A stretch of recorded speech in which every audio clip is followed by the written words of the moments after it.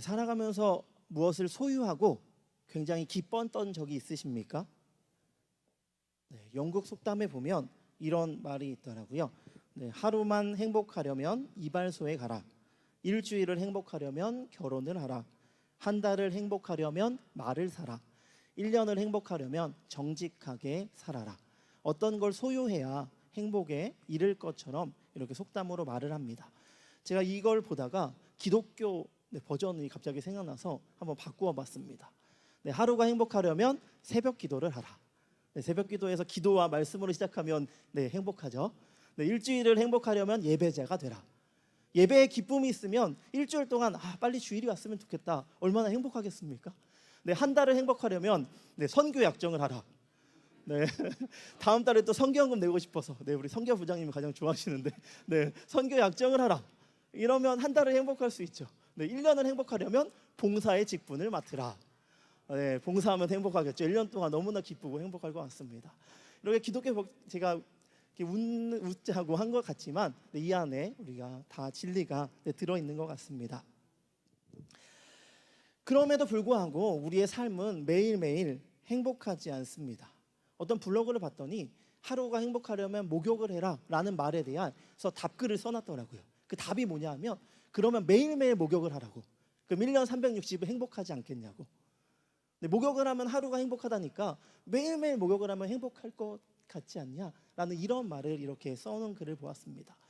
어떻게 보면 행복이라는 것은 크지 않고 멀지 않은데 우리의 가치관과 관념 때문에 우리가 나는 행복하지 않다, 나는 행복할 수 없다, 나는 불행하다 라고 이렇게 여기는 것 같은 그런 글인 것 같습니다.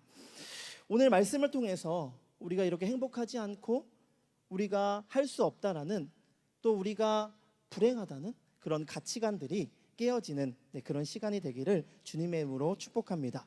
오늘 본문의 배경이 되는 이스라엘 백성들은 430년 동안 애굽에서 종살이를 했습니다. 더군다나 그 막바지에는 어땠냐 하면 10가지 재앙 때문에 화가 난 바로는 벽돌을 만드는데 지푸라기를 주지 않아서 지푸라기 건초까지 모아다가 벽돌을 만들어야 되는 그런 굉장히 어려운 상황까지 이르렀습니다. 그런 상황에서 오늘 이스라엘 백성들이 출애굽했으면 얼마나 기쁘고 행복했겠습니까? 그 억박과 압박과 매일매일 그 수량을 채워야 하는 그런 힘든 삶 가운데 있었는데 이 출애굽한 삶이 얼마나 행복했겠습니까? 그리고 우리가 성경을 가만히 보면 마지막 출애굽할 때 달라는 것은 다 주었다라고 이렇게 기록하고 있습니다. 주인한테 나는 종이었는데 노예였는데 감히 애굽 사람들한테 요구할 수가 없었는데 떠나면서 요구하니까 다 주는 겁니다. 좀 각색을 해보자면 주인이 작년에 선물로 받은 반지 너무 예쁘던데 달라고 해볼까? 그 반지 저한테 주세요. 그러면 주는 겁니다. 남자 주인이 지난달에 산 옷 너무나 비싼 명품인데 한 번밖에 안 입었는데 그거 달라고 해볼까? 달라고 하는데 주는 겁니다. 자기가 원하는 것, 그동안 갖고 싶었던 것 모든 걸 다 가지고 떠났던 이스라엘 백성들의 삶에는 기쁨과 행복이 넘쳤을 것입니다. 그래서 오늘 말씀에도 보면 그런 이스라엘 백성들의 모습이 이렇게 나옵니다. 우리 8절 말씀입니다. 우리 다 한번 함께 읽어볼까요? 여호와께서 애굽 왕 바로의 마음을 완악하게 하셨으므로 그가 이스라엘 자손의 뒤를 따르니 이스라엘 자손이 담대히 나갔습니다. 아멘. 담대히 나갔습니다. 이게 빨간색이 되어 있잖아요. 여러분 성경책에 보면 1 가로하고 담대히 이렇게 쓰여져 있고 그 오른쪽 아래 보시면 1 가로하고 희하고 손이라고 이렇게 쓰여져 있을 것입니다. 이 말은 무엇이냐면 히브리의 성경에는 담대히가 아니라 손을 들고 나갔습니다 라고 이렇게 기록되어 있다는 겁니다. 그 설명의 내용입니다. 전체적으로 문맥을 보면 손을 들고 나갔다가 오히려 잘 맞습니다. 히브리어 원문에 이렇게 기록되어 있기 때문에 이 풋노트를 통해서 우리에게 설명해 주고 있는데 이렇게 손을 들고 나간 것, 담대히 나간 것 하나님을 위한 이들의 일이 아니었습니다. 지금 출애굽한 게 너무 기뻐서 내가 달라고 한 거 다 얻은 게 너무 기뻐서 손을 들고 뛰듯이 춤추듯이 그렇게 나아갔다는 기쁨의 표현입니다. 영어 성경에는 proudly라고 이렇게 번역하면서 위풍당당하게 나아갔다라고 이렇게 번역을 하고 있습니다. 이제 우리가 이겼다, 나는 자유다, 나는 해방이다 라고 웃으면서 콧노래를 부르면서 위풍당당하게 앞으로 나아가고 있던 그런 이스라엘 백성들의 모습을 한번 상상해보고 그 상상 속에서 우리가 오늘 본문의 말씀을 보았으면 좋겠습니다. 그렇게 기쁘게 막 춤추면서 콧노래를 부르면서 너무 행복하다 이러고 나가고 있는데 갑자기 돌연 상황이 발생합니다. 하나님께서 그 걸음을 멈추신 것입니다. 이 멈춘 장소가 2절에 이렇게 나와 있습니다. 이스라엘 자손에게 명령하여 돌이켜 바다와 믹돌 사이에 비하히롯 앞 곧 바알스본 맞은편 바닷가에 장막을 치게 하라라고 이렇게 말씀하고 있습니다. 하나님께서 오늘 굉장히 길고 복잡하고 설명하기 어려운 그런 지명의 한 곳을 콕 집으셔서 이제 정지하고 그곳에 장막을 치라고 말씀하셨습니다. 그런데 오늘은 우리가 이 메시지의 핵심을 오늘 2절에서 찾아봤으면 좋겠습니다. 이 장소가 정확하게 어딘지 많은 학자들의 견해가 다릅니다. 그리고 수없이 지형이 바뀌고 많은 시간이 지났기 때문에 그 누구도 어디라고 정확하게 말할 수 없습니다. 그리고 고대 역사학자들도 이 곳이 어딘지, 이 지점이 정확히 어딘지 그것에 관심이 없는 것 같습니다. 전혀 연구에 대한 내용도 없고 연구하려고 시도하지 않았다는 것, 이 말씀이 이 장소가 중요하지 않다라는 것입니다. 바꿔서 말하면 오늘 본문에 장막 친 곳의 환경이 중요하지 않다는 것입니다. 우리가 살아가면서 맞이하는 환경이 중요한 것이 아니라 우리가 그 환경 안에서 어떻게 행동하고 어떻게 무엇을 추구하는 것이 더 중요하기 때문에 오늘 장소가 중요한 것이 아니라 환경이 중요한 것이 아니라 그 안에서 우리가 어떻게 행하는지가 가장 중요하기 때문에 오늘 본문을 통해서 우리가 그것을 발견해야 한다는 것입니다. 여러분, 좋은 환경에서 성공하는 것과 누가 와도 아무리 대단한 사람이 와도 실패할 수밖에 없는 환경에서 둘 다 성공을 한다면 어떤 사람이 더 능력이 있는 사람입니까? 누가 와도 실패할 것 같은 그런 환경에서 성공한 사람이 더 뛰어나고 대단하지 않습니까? 그런 것처럼 우리에게는 이런 상황이, 환경이 문제가 될 수 없다라는 것입니다. 오늘 대한민국의 예를 들면 돌파구도 없고 어떻게 헤어날 수 없는 상황 같은데 이 문제가 될 수 없다라는 것입니다. 이 상황이 더 크고 더 복잡하고 더 어려워도 우리는 그것에 초점을 두는 것이 아니라 그것 가운데 우리가 어떻게 행하느냐가 더 중요하다라는 그런 말씀입니다. 오늘 본문에 나오지 않지만 우리가 다 익히 알고 있는 것처럼 이렇게 어려운 상황 가운데서도 하나님은 우리가 기대하거나 상상할 수 없는 길을 내시는 분이십니다. 그렇기 때문에 우리에게 환경이 전혀 필요하지 않으니, 중요하지 않으니 개의치하지 말고 나아가라고 오늘 본문은 우리에게 말씀해주고 있습니다. 그런데 이런 본문 가운데서 이스라엘 상황은 더욱더 심각합니다. 우리 3절 말씀입니다. 바로가 이스라엘 자손에 대하여 말하기를 그들이 그 땅에서 멀리 떠나 광야에 갇힌 바 되었다 하리라 라고 이렇게 말합니다.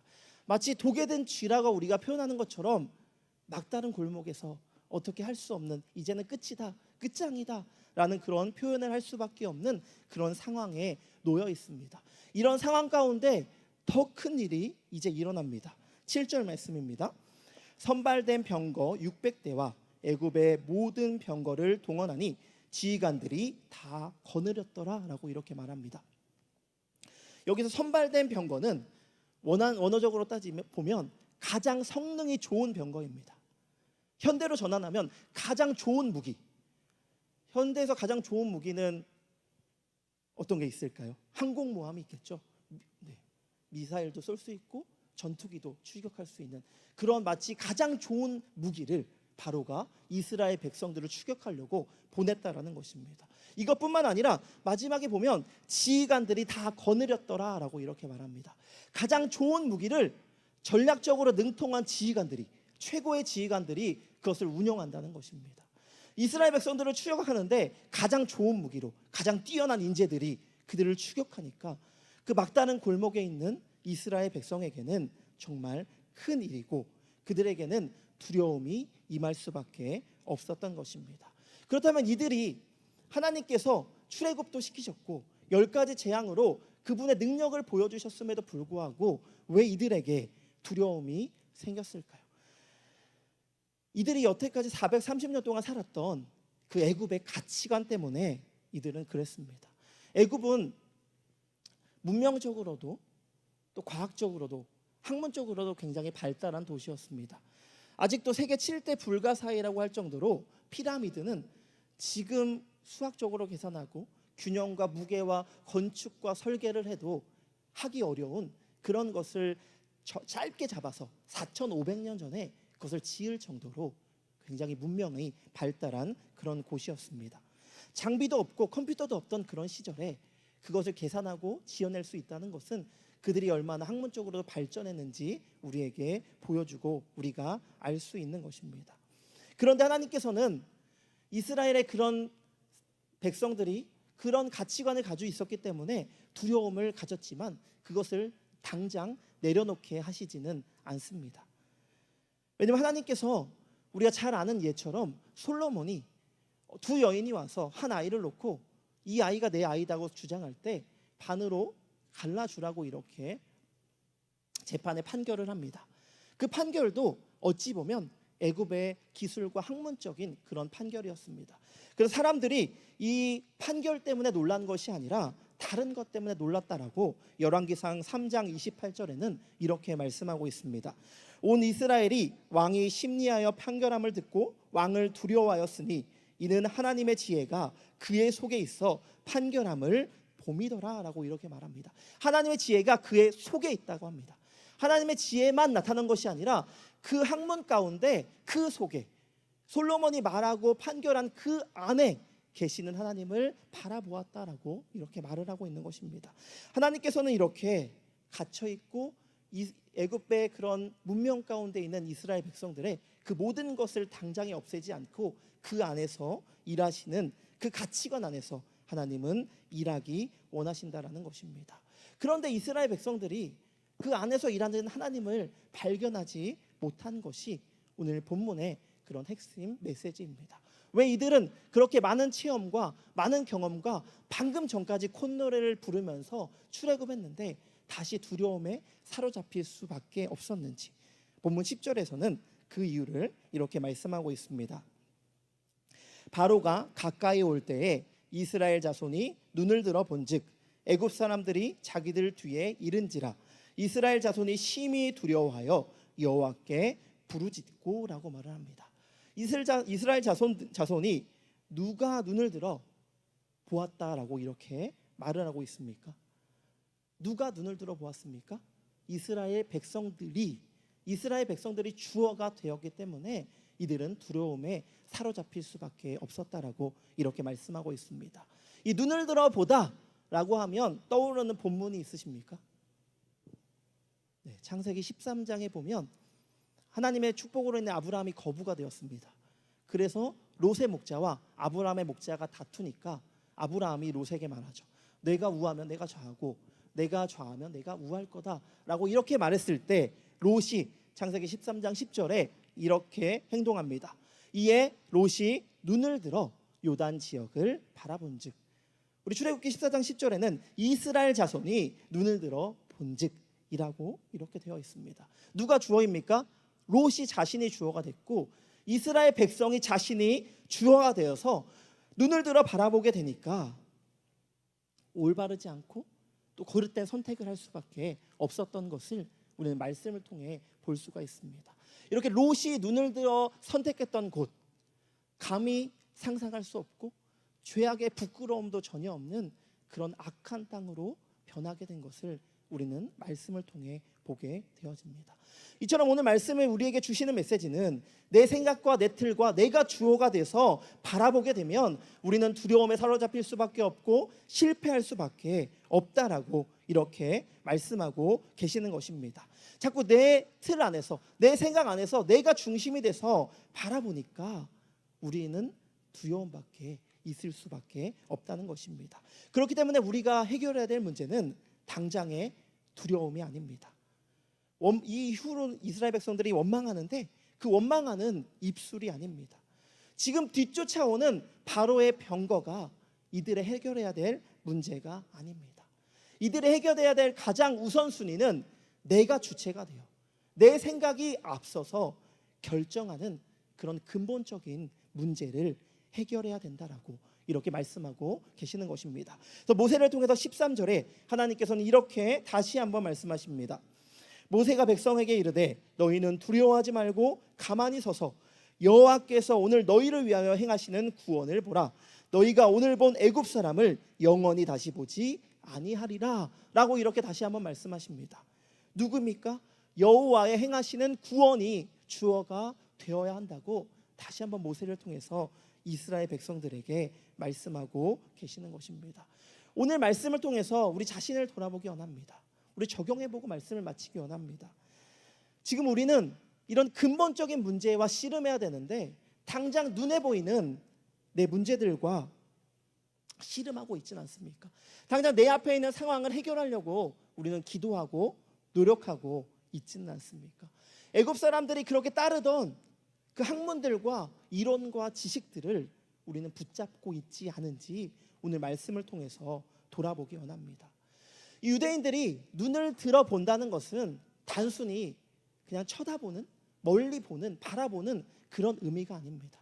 유대인들은 눈을 들어 바라본다라는 그 의미를 사용할 때 발 뒤꿈치를 들고 두 손을 모으고 하늘을 보고, 이 행동이 눈을 들어 본다라는 그런 의미의 행동입니다. 이것은 무슨 말이냐 하면, 의역해서 해석을 해드리면 내가 눈을 들어 보는 그곳에 내 모든 소망을 두겠다라는 그런 신앙의 고백입니다.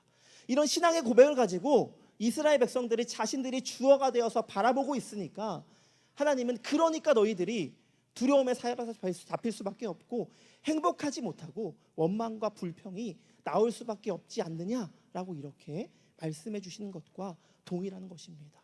우리가 눈을 들어 본다는 것, 내 전심을, 내 소망을, 나의 삶의 목적을 그곳에 두겠다라고, 내가 바라보고 있고 내가 지금 관망하고 있는 그곳에 내 모든 것을 다 두겠습니다. 하나님, 내 마음도 그곳에 있고 내 목적도 그곳에 있고 내가 그것을 향해 최선을 다하겠습니다라는 그런 고백과 그런 행동이, 그런 결단이 바로 눈을 들어 본다라는 그런 뜻입니다. 사랑하는 성도님들, 무엇을 눈을 들어 바라보시겠습니까? 어디에 소망을 두시겠습니까? 어디에 여러분의 마음을 두시겠습니까? 당장 내 눈앞에 문제에 소망을 두지 않기를 축복합니다. 문제를 넘어 우리가 근본적으로 해결해야 될, 돌이켜야 할 하나님의 뜻에 눈을 들어 보시기 바랍니다. 현재를 바라보면 당장 우리가 해결해야 될 것 같은 이 대한민국의 정치적인 문제에 우리의 눈을 두지 않기를 원합니다. 그 너머에 있는 이 사건을 통해서 하나님께서 교회를 변화시키고 깨닫게 하시려는 그런 그 너머에 있는 하나님의 관점에 여러분의 눈이 있기를 축복합니다. 현재 직면한 나의 문제에 눈을 두는 것이 아니라 이 문제를 통해서 하나님이 나를 어떻게 가꾸시고 단련하시고 연단시키시고 바꾸시려는 그런 하나님의 행위에 우리의 눈을 들어 보시기를 축복합니다. 그렇게 된다면 내가 주체가 되어 판단하는 것이 아니라 그 안에서 일하시는 하나님을 눈을 들어 볼 수 있는 우리의 삶이 될 것이고, 그렇게 된다면 우리는 자연히 행복해지고 원망하고 불평하고 미움과 다툼이 없는 그런 삶을 살 수 있다라고 이렇게 말씀하고 있는 것입니다. 우리 다시 한번 우리의 눈을 하나님께 두시길 주님의 이름으로 간절히 축복합니다. 우리 함께 기도하겠습니다. 하나님, 우리의 소망이 어디에 있습니까? 우리의 마음이 어디에 있습니까? 우리의 중심이 어디에 있습니까? 당장 눈앞에 보이는 것에 나의 중심과 소망이 있지는 않습니까? 하나님, 우리가 이것을 뛰어넘기 원합니다. 그 뒤에 일하시는 하나님의 행하심에 우리의 눈이 있기 원합니다. 우리의 소망이 있기 원합니다. 우리의 마음이 있기 원합니다. 그것을 바라봐서 우리의 삶이 이전과 다른 주님이 주시는 축복이 가득한 삶이 될 수 있도록 하나님 인도하여 주시옵소서. 우리의 눈을, 우리의 시선을 바꾸시길 간절히 소망하며 예수님의 이름으로 기도합니다. 아멘.